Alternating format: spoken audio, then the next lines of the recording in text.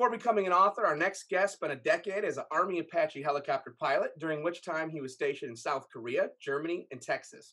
His hit debut thriller, Without Sanction, came out last year. Since then, it's been announced that on top of writing his own series, he will also be writing the next Jack Ryan Jr. book in Tom Clancy's iconic franchise. Don Bentley, welcome to Thriller Talk. Thanks for having me, guys. So, look, Don, now that I made it past the intro, first and foremost, is this true? You're writing two series now, and you're still working a day job. That can't be accurate. Is that real? And if so, how do you find time to get everything done? It is real, my friend. The pain is real. No, I'm very, very fortunate, and this is my editor, the Tom Colgan, he who is also of the same status of the Real Book Spy. They both have the in front of it. He offered the Tom Clancy Jack Ryan Jr. Franchise, as you said. I asked if I'd be interested in writing it last year, and originally, it was a huge, huge honor, and I was super stoked to do it. But originally, I thought there's no way I can do that and keep a day job and write my Matt Drake series. And so I got off the call with him, and he does it like, if you know Tom, he's a very wily guy, and so he did kind of the Columbo thing. We were there talking about the outside man, and we're about to hang up, and he's like, and by the way, one more thing, would you be interested in doing this? And so totally honored, totally flabbergasted. I came home and told my wife, and I was like, this is awesome, but there's no way I can do this. And she's like, why? And I said, well, I still need to have my day job. And she's like, well, you'll work harder. It's like, okay, that's a track. But like, all kidding aside, we actually called a family meeting, got the kids together and said, hey, look, this is what I've been offered to do. Where we are right now, it means for, the next year or potentially a little longer, I'd have to do both books and work the daytime job. What does everybody think about that? And they were awesome. They're like, how is this even a discussion? This is your dream. It's Tom Clancy. You got to do this, Dad. So right now I'm super, super crazy busy. I write in the morning, I write at night, I write on the weekends, and my family's really, really understanding. But I think, at least in my experience, very rarely does life offer you something incredible, and it's super easy to just take that and move into it. So long answer to your very short question. Yes, right now I'm still working a day job. Wow. It's really impressive, especially given how long the Clancy books are. Make us all feel lazy right now. Exactly. I've got to work on mine. I love it. Okay, so Don, given your adventurous past, are there things that actually happened to you that are so over the top wild that you couldn't put them in a book because it wouldn't be believable?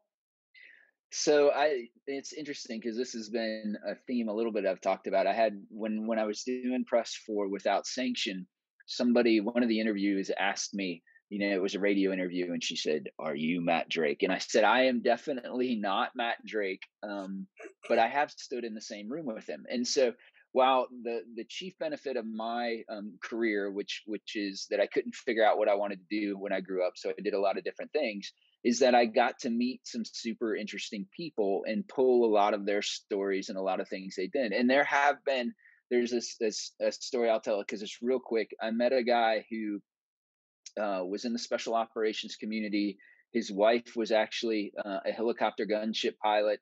They got a divorce. He's overseas in enemy contact, calls for fire, and it's his ex-wife who's shooting rockets over his head. And I'm like, that is such a fantastic story, and nobody would believe it. And so not so much for me, but I've certainly run into those. And then at the same token, because I have that cadre of guys who are far more interesting than I am, I'll have them read my book, for accuracy or things to adjust. And sometimes they'll pick apart and say, this, and I'll adjust it. And they'll say, well, this, I don't know. And I'll say, well, did you like that part of the story? And they're like, yeah, it was great. And I'm like, then it's staying it because it was a great story.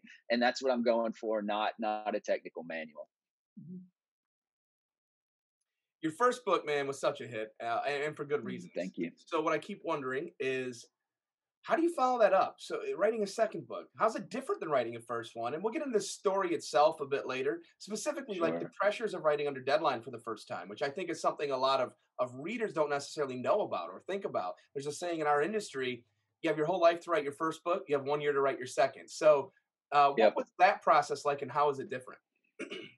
Yeah, so it was, and Kim obviously went through the same thing with her second novel too. Is that so? For my writing journey, I wrote three books that didn't sell before I wrote the fourth that did, and so not only did I have all the time to write the fourth book, but also in my head, if I'm going to be honest, I wasn't quite sure anybody was ever going to read it, that it was ever going to go anywhere, right? And so you're just writing to write, and so the second book, it can be both super rewarding because there are people that are going to read it, and then also super intimidating because there are people that are going to read it. And so for me, it wasn't like, I'm a nerdy engineer, so I had my little Excel spreadsheet and lines and how many words I had to do and whether I was on track or not. And it wasn't so much the discipline of writing and writing to a schedule as much as it was kind of that daunting feeling that this is no longer just me, that there are, and I'm also the nut that actually reads his reviews on Goodreads and stuff like that, is that you're taking in, feedback on your last book at the same time you're reading this one. And as you guys know as writers, that first draft is such a fragile thing. It's so, it's still taking form. You're still trying to figure out what the story's going to be. And I had to like shut it down mentally and say, I can't think about that anymore. I can't think that people are going to read it. I can't think what people are saying. Like, I just got to write this first draft because I'm getting in my own way of writing the book. And so it was a little more daunting, but at the same time, and here's the thing too, and I make fun of Tom Colgan quite a bit, but he's a fantastic editor. And with my first book, Without Sanction, when we had our editorial call, I felt like I'd never done it before, and I felt like it was, a pop quiz, and I had to come with all the answers. So anything he suggested, I'm like, all right, I got to have it done. And in fact, he and my agent, Barbara Proel, give me all kinds of crap because he sent me my editorial letter for Without Sanction and said, I want to have the call 5 days later. And in my head, I thought that meant I needed to do all the changes he wanted in those 5 days. And so I was traveling at the time, and I'm like, holy crap, how am I going to get this done? And so I do all of the changes, all of it, send it to him, and then have the call. And he just started laughing as soon as and he's like, why did you do this? I'm like, well, you told me we are going to have the call. And he's like, no, this is just where we talk about it. But I think other than understanding that, for the second one, for The Outside Man, it felt much more like we were brainstorming together on something, much more like I could, and he's been an editor for everybody from Tom Clancy to Janet Ivanovich. And it's like, you know what? I don't have to, he's a really smart editor, and I don't have to come to this with the answers. I can actually pick his brain, and he's not going to think less of me as a writer. And so for that point, it was really, really refreshing. I love it. And it's much more collaborative, isn't it, to have someone that is actually actively involved in your novel Absolutely. experience. So you can sort of merge your creativity with that experience and benefit from it. That's wonderful. So, Don, you and I bonded over the fact that we're both Seton Hill University alumni, Yes. masters in writing popular fiction program there, which is just fantastic. And Hmm. while we're there, we have to, edit and critique cross genre. And I wondered if you could share with us the number one thing you feel you learned from another genre. So one of I am obviously a huge fan of thrillers, but what I'm starting to find out, and you probably already Kim, is that it gets you. I've heard people like Brad Taylor talk about how he doesn't actually read much in the genre, or Mark Graney talk about what he reads and not. And I didn't really understand that at first, but now when you're working on it, before we went live, Ryan was talking about all the work that he has to do for different books and everything. And what can happen when you read that genre is everybody is thinking the same, and trying to figure out what's the next threat, what's the next I can do, is that you can be really start to become derivative if you're not careful. Like Brad Taylor's new book, American Trader, I desperately want to read, but I know it centers around China, and I'm looking at doing something with China with something I'm working on. And so I have it on the shelf. And so you start to go to other genres for that reason. And then the other reason, like what you said, our MFA or MA program had a big focus on cross genre reading and doing something else. And so, in addition to thrillers, I'm also a huge fantasy fan, and in particular, urban fantasy. And there's a writer, Jim Butcher, that's got this series called the Harry Dresden Files, right? And it started much more almost like a Sam Spade, a gumshoe detective kind of thing. This wizards that in Chicago. But that guy could teach a master's class on ratcheting up tension and raising the stakes each chapter. One of my favorite books of his was 2 books ago. It was called Peace Talks. And I actually read it twice back to back because the first time it was so fantastic. And then the second time, one of the things they teach us in that program is how to do that close reading and how to deconstruct what the writer did and how he or she did it. And so his every chapter he's slowly increasing the stakes. Like every chapter he's making things more difficult for his protagonist. And even though it's not the thriller genre per se, it is absolutely applicable to writing a thriller, the genre I write in. And I found Harry Butcher the first time in that program, where it was the fantasy author's time to recommend a book, and they recommended it may have been his first book, and the name escapes me right now, but I found him in that specifically because Seton Hill puts such a big emphasis on reading across genres. And I think, the stuff that you can, the way maybe that you keep your writing fresh and not be derivative is to reach out to other genres and see what they're doing and how those authors, because you all still have that same problem, right? Whether you're writing a fantasy book, a romance, whatever, you still want to have unforgettable characters. You still want to have pacing. You still want to make it harder on your protagonist. And I think that's, to your point, Kim, that's one of the things that program taught you, is how to go out, grab other genres, kind of tear apart what they do there, and then figure out how to incorporate that into your own writing. I really love that, Don. I just wanted, before Ryan goes to the next question, just comment that I felt that like the romance section allowed me to understand that a good relationship in any novel will elevate it. And that the world building I saw in fantasy and science fiction really helped me realize that in thrillers, you can also world build. So thank you. Absolutely. So Don, Tom Clancy, a titan in our industry, one of the biggest names. You've already told us a little bit about how your involvement came to be in the series. Yep. What I want to know is, once you had the family meeting, once you agreed to sign on, you sat down to actually start to write, what went through your head? Man, it was it was equal parts intimidating and like, I can't believe I like the first time I wrote Jack Ryan on a document that I was writing. I'm like, I'm writing that character like this. That I tell people that Tom Clancy was kind of my gateway drug to the thriller universe. And when I was 13 or 14, my best friend down the street had a copy of Red Storm Rising, and he's like, "You got to read this." And just that, what Tom Clancy was able to do and did so well. And that was kind of the Red Storm Rising was about the same time that, Larry Bond wrote, Red Phoenix, and Harold Coyle came out with his Team Yankee books. There was this period of time where it was epic military fiction, if you will, like military fiction on this grand scale. And what was so amazing about that is that they would put you, I still remember, in Red Storm Rising, being in the front seat of that F-14 Tomcat as they're doing strafing runs on that Russian barge off the coast. I think it was Iceland. And it was, humbling to think I got to work in that universe. And what, again, Tom Colgan was really good about is he's like, I'm going to set up a call with Mark Graney. You can talk to him about what it's like, and he'll tell you. And Mark Graney, deservedly so, has a reputation for being the nicest guy in publishing. And so I texted him, and I didn't know Mark super well, and he was very gracious.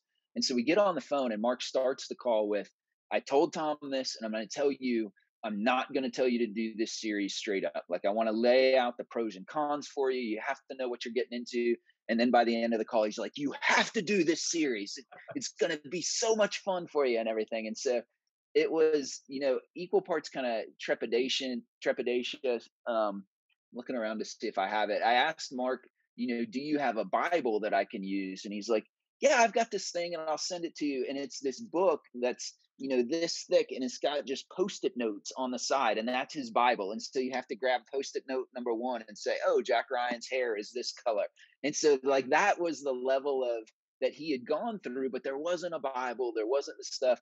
And the other thing that makes it even more complicated is that Mark Cameron is writing the Jack Ryan Senior series, and I'm writing the Jack Ryan Jr. And so I knew Mike Madden, who had written them before me, who's a superb writer, and he was super gracious, and we talked about some things. So I read Mike's book, which came out right before Target acquired, which is mine. And I knew Mark had a book, and I read the summary of it and stuff, and I was like, okay, there's nothing crazy here. And then I'm 70,000 words through my book, and our editor Tom Colgan says, hey, here's Mark Cameron's book, and oh, by the way, he kind of does this thing in the last 10 pages or so that you might want to look at.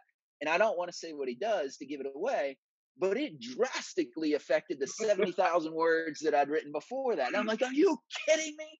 And so it wasn't, once I went back and looked at it, it wasn't quite as bad. But Mark does this, my book comes out. Mark does this, my book comes out. So I told him, and I called up Mark Cameron when I turned in Target Acquired. I'm like, so here's the thing, Mark. You remember what you did to me? So at the end of mine, Jack Ryan Sr. falls down the steps, and he is now quadriplegic and can't talk. So good luck with that on your next book.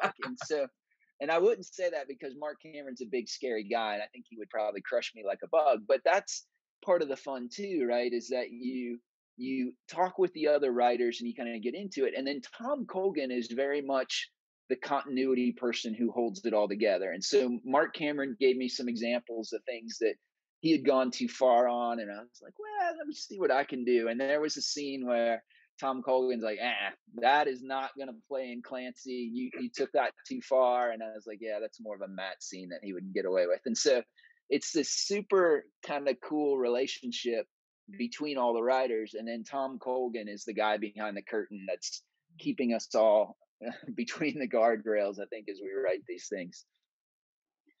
Tom's like the godfather. Yes, he is the godfather. So, Don, with respect to your career, you really are the real deal. I mean, I actually lose track of all your different careers, but you have definitely lived life. How do you translate the technical knowledge that you're aware of into layman's terms so efficiently and so easily? I appreciate you saying that. I think so. For me, aside from books and some of the great books that we talked about, my biggest influences, I'm a kid of the 80s. I grew up in the 80s and then some in the 90s, are movies. And in particular, the preeminent movies of those time for me are movies like Die Hard, Lethal Weapon, sometimes Bad Boys, that all have this action packed thing. A lot of them, they have two male protagonists, really good dialogue, really witty stuff. And so when I look at Die Hard, nobody is ever going to say that is a hyper realistic movie, right? So Bruce Willis at one point takes some C4, straps it to a chair, dumps it down an elevator shaft, and takes out a floor of a building where the bad guys are. Not hyper realistic, but at the same time, if you look at genre or movies on the other end of that scale, you have movies like Fast and Furious or something like that that are almost like more superhero movies that are totally beyond the scale of belief, but are still really entertaining. And so I kind of bring that to my writing. Like Bruce Willis in Die Hard, he's a cop. He's using a pistol that cops do. There is not a whole lot of attention dealt to exactly what kind of pistol he's using, the caliber of ammunition he's firing and stuff like that. And so while there are folks in this genre who are much better at that than me and focus at that in their writing, I'm always going to default to that part of the story first and then put in technical stuff as I need to.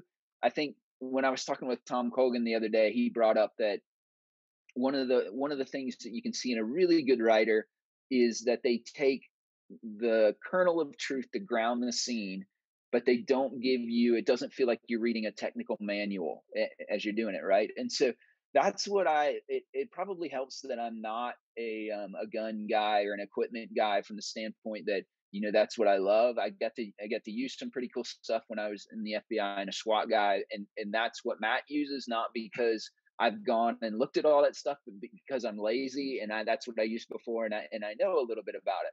And so that's the thing where I try and do is put enough in there to make it believable, because I'm not even realistic maybe is a loaded term, to make it believable and ground the reader and then keep going with the story. And so that's what I try and do. I know, like, if you look at the other extreme of that, Tom Clancy in some of his older books, like I think it's Dead of Honor, where he actually takes you as an electron and you move through a nuclear weapon and do all of that stuff. And you have to be I think an extremely gifted writer to put that level of detail in a book and not bog down the story and do it. And Tom can, and I know I can't.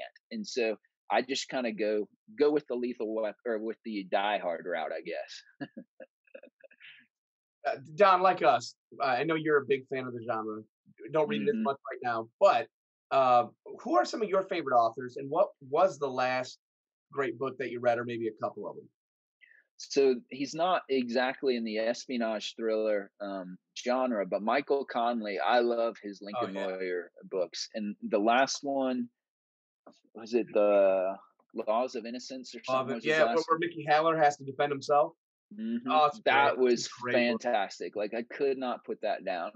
As far as who are my influence, and this is funny, Ryan, because it's one of the reasons I first started following you on Twitter all that while ago. Like, Vince Flynn, I think, was took this genre in a way it had never gone before, and still, like, what he did with Mitch Rapp, what he did when he built that character, and then as a writer, one of my favorite, and you'll have to tell me the name, right? Oh, this will be a pop quiz for Ryan. What's the one where he has to go rescue Irene? What's the name of that one? Protect and defend.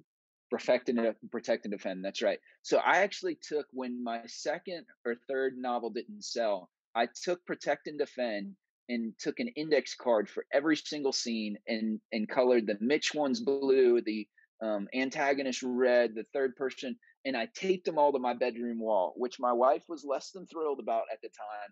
But like, just being able to look at that, and you can see, okay, here's what he does for pacing. He never goes more than 3 scenes before Mitch Rapp is back again. Here's when he introduces the antagonist. Here's when it, and to, kind of to Kim's point before, what I learned a little at our MFA program is how to deconstruct what a master does. And so for me, Mitch Rapp, but Vince Flynn, and now Kyle Mills, does an incredible job, are always those. Nelson DeMille's huge influence me, especially his John Corey series, because I also try and write kind of a witty first person protagonist. And I remember reading Plum Island, the first John Corey book, and thinking, man, I would go listen to that guy shop at the grocery store or fill his car with gas, because he has such a witty, such a fun voice that you just want to hang out with John Corey. And so I thought, if I can do something like that and bring a character like that people want to hang out with, maybe that is something that makes me a bit different from the folks that are already out there.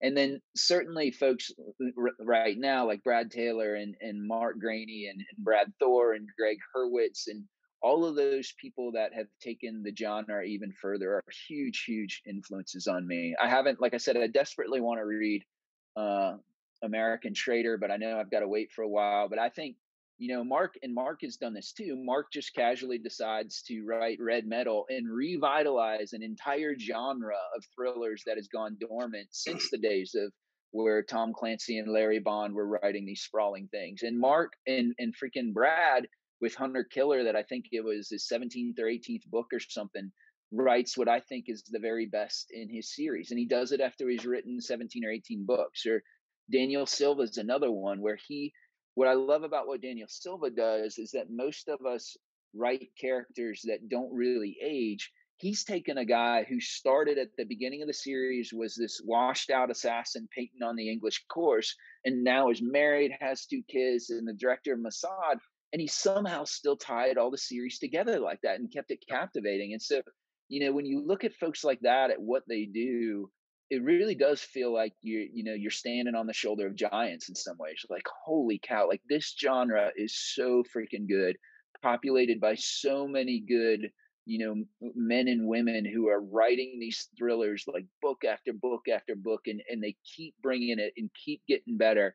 And so as a newbie coming in, it's both incredibly humbling, and it's both like, man, I got a spot here, but there's a lot of good people that are right in here, and I got to really bring it in order to stay here for sure. First of all, I was worried that the pop quiz was going to be harder. You had me nervous because I thought we're for sure editing that out if I don't know the answer, because I have a reputation to maintain now. I mean, as far as a book spy, I was a it was like that. You didn't even hesitate. I was a little nervous, but he teed that one up for me. That was easy. That's protect and defend. You can double check me on that one. Check my answer, but that one's correct. Before Kim follows up, because I knew you were a fan of Vince too. Do you have a favorite book in that series? I think Protect and Defend is my favorite book, and I don't want to give the book away, but the scene that I asked you about, that scene where that happens, I think is the best action scene I've ever had, because it's he Vince takes you from, and Irene is such a good character. Like, he does what's very interesting about Irene too is that she isn't the female mirror image of Mitch, right? She's not a Oh, door right. kicker, she's not, but she's such a compelling character. And so when that bad things happens to her, like, you feel it in your soul, and it's like this dark moment. And what's so compelling about Mitch Rapp that he writes better than anything is Mitch never second guesses anything. He never has this moment of conscience, never has the what do I do? Like, he is the dude who always knows what to do, who steps into that void regardless of what the cost is. And so when that happens to Irene, you go from this depths of despair to then watching Mitch do what he does. And it's he bookends those together, and it's such a powerful transition.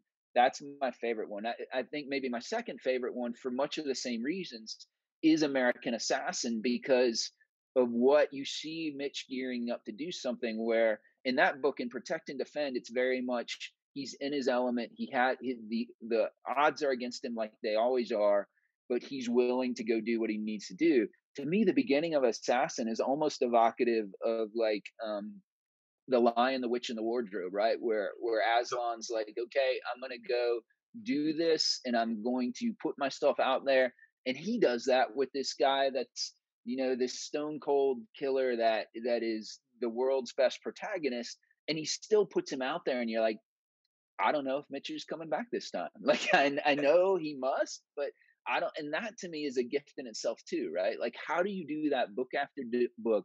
You put the protagonist in jeopardy, make the reader think maybe it's not, and then they do at the end. And obviously I never met him.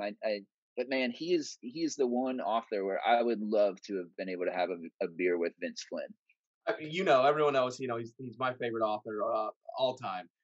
Mm. Uh, Fun fact, since I aced my pop quiz, but Protect and Defend, that's the second time Mitch is given full authority by the president. It's a different president to do whatever it Uh, takes to save the woman in his life. First time's consent yep. to kill. His wife's killed.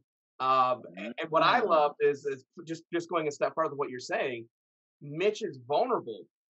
He's Yep. lost his wife. He's lost everyone. In a lot of ways, Kennedy is all he has left.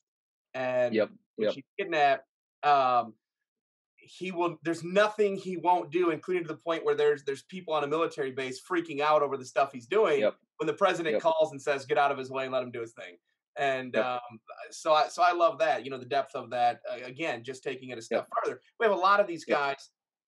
I think some people look at them as almost like soulless characters, but Yep. if you look, Mitch is doing what he's doing for national security, but also on a personal level.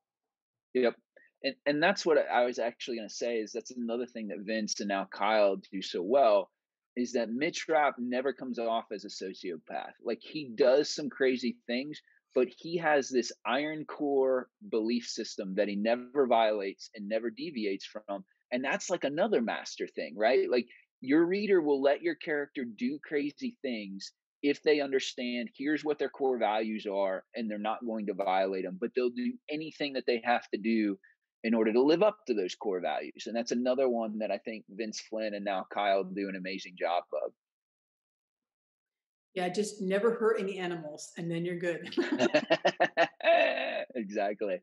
So, Dawn, Exactly. all the pressures you're under with respect to your day job, writing two series, are you a plotter or a pantser, and how is that working for you given the situation? Yeah. So, like you, because I've heard you talk about this before, Kim. Stephen James is a friend of mine too, and his book, The Story Trump Structure, is a fantastic way for me to describe kind of my writing process. And I tried in the Seton Hill MFA program we were both in.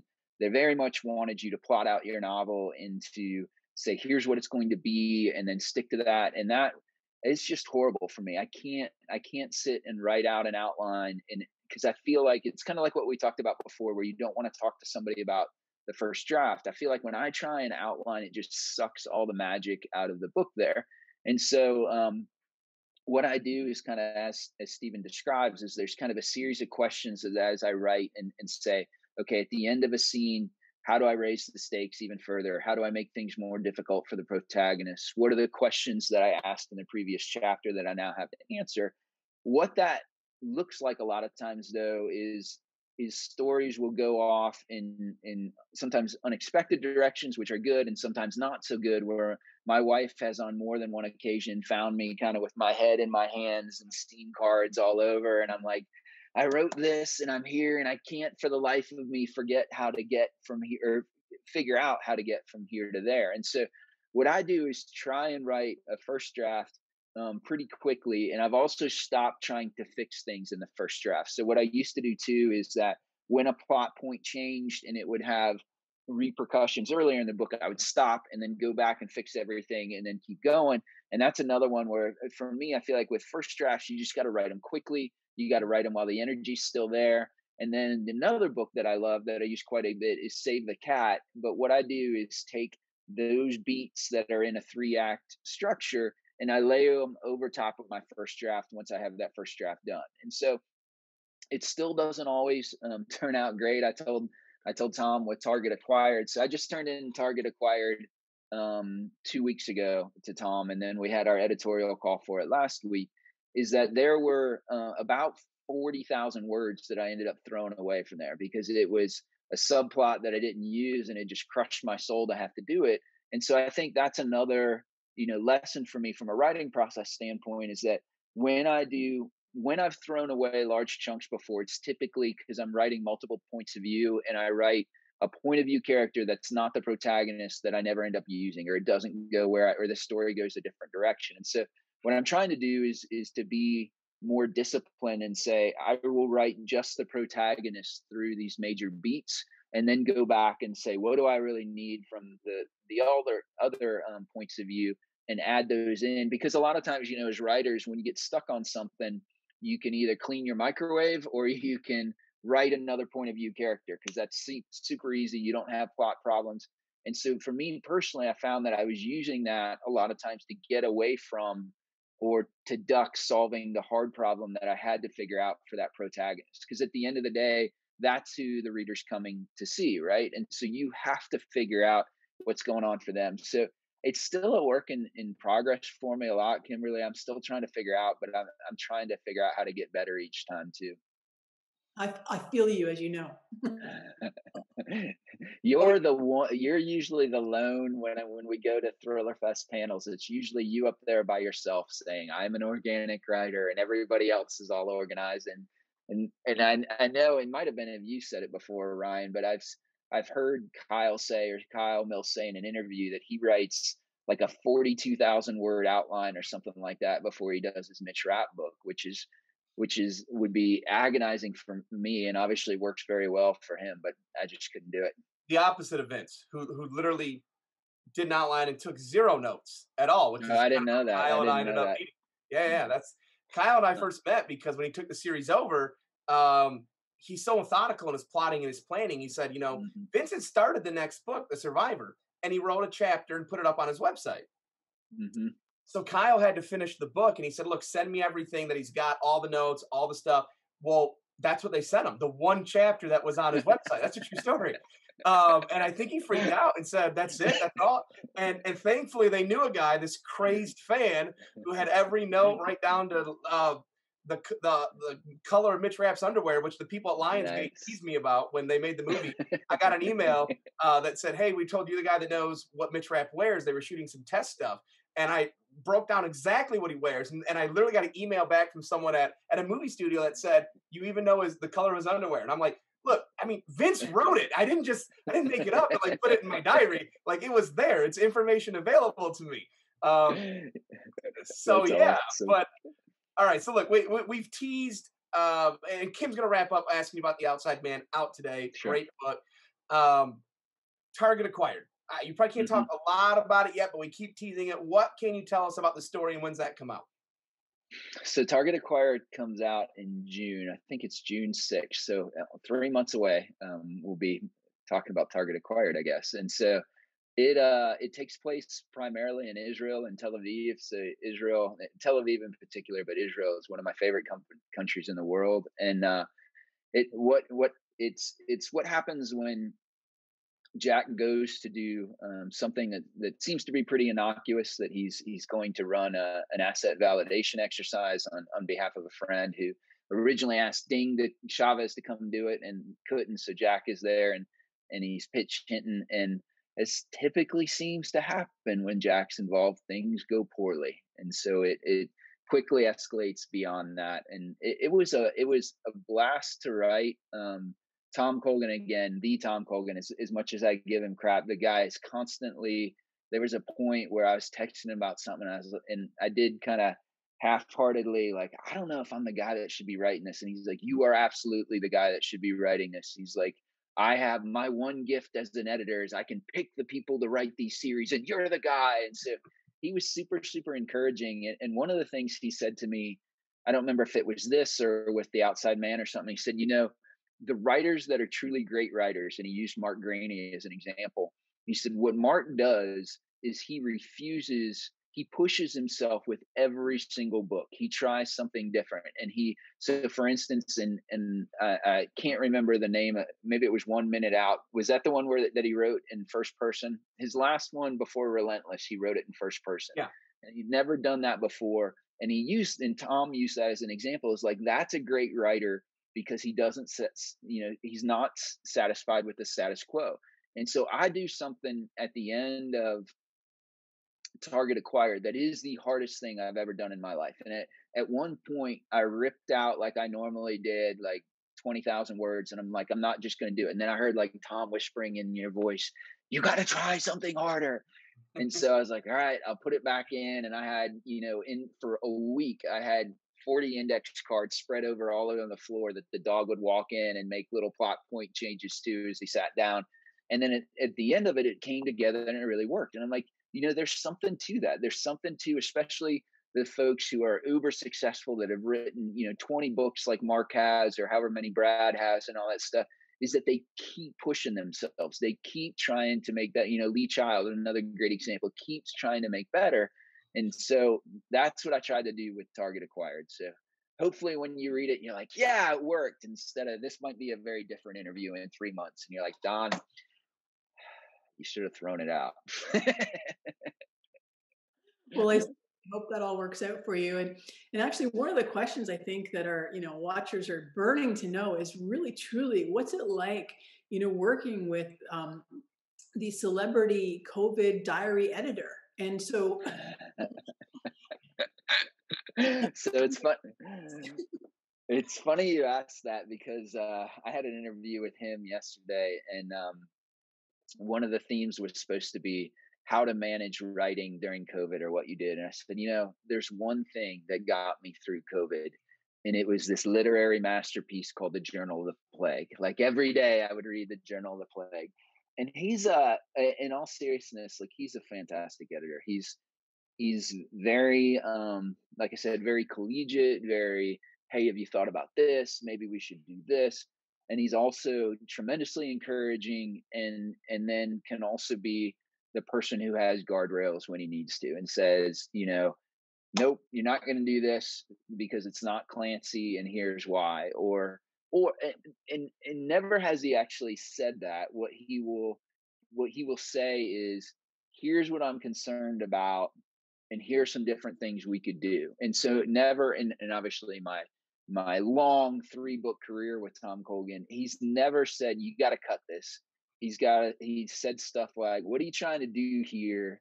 And let's talk about a way to do it differently. And that's what why I think he's so good and has been able to work across like I said, everybody from Janet Ivanovich to Tom Clancy, he's edited, because he's such a story-driven guy. But at the end of the day, he wants it to be your book and your story. And he's like, and Kim, you've done this too. Like when you're a newbie writer who signed their first deal, and for me, it was before he'd even made an offer on Without Sanction. He's like, we're going to talk. Can we have a phone call? And I'm like, yeah, sure. And so I speed dial Nick Petrie, and I'm like, what do I say? What is this going to be about? And Nick's like, all right, they're going to ask you some questions.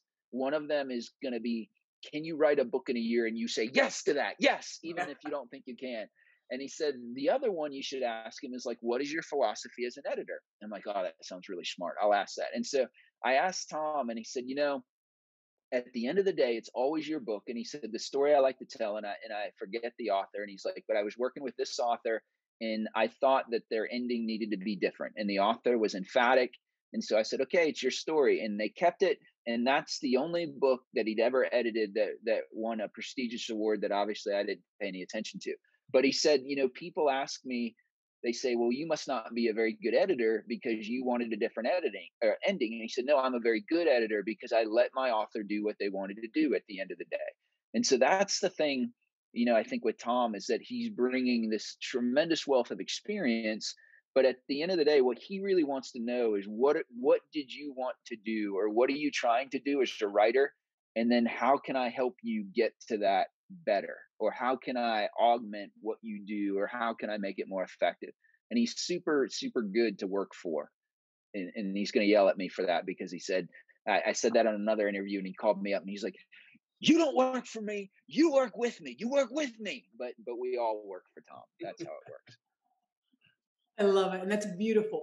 And it sounds like you have a great relationship. And that's, I think, key as well, because you have to have a good fit with your editor and be honest and open with each other, right? To be able to get yourself over that finish line. So before we let you go today, Don, can you just give us a nice little snapshot into The Outside Man? Sure.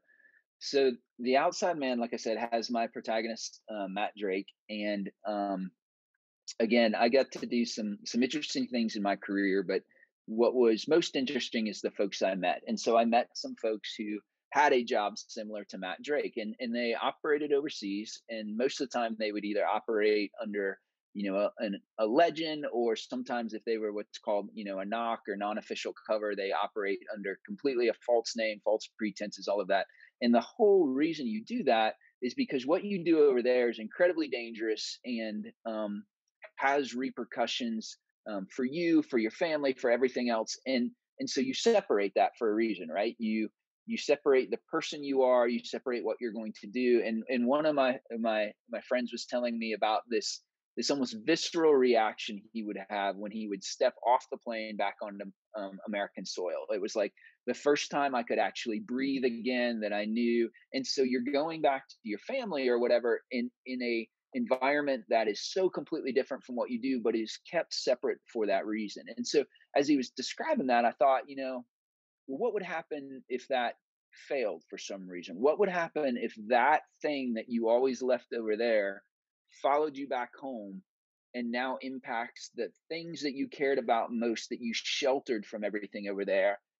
And that was the first question. And then the second question was, what kind of crazy things would have to go wrong for that to happen? And so that's what you see in The Outside Man is, Matt's kind of worst fear following him back home to Austin. It's fantastic too, by the way. It's a Thank feature you. review right now on therrealbooksbuy.com. It's out everywhere. Everyone should go grab it. Another great book, Don. You're setting up the pressure, man, for like book 3. You crushed the first 2, like we're expecting big things now. I can't do this. I should have asked you a harder Vince Flynn question, because now you're putting the pressure on me, and I'm going to study before you come back in 3 months. I'm going to have all my notes ready for like a really tough one. But no, man, the book's great. Obviously, we're big fans of you and want to see this be successful. So best of luck, and thank you for coming on. Thank you, guys. It was great talking to y'all. An absolute pleasure, Don. Thank you so much.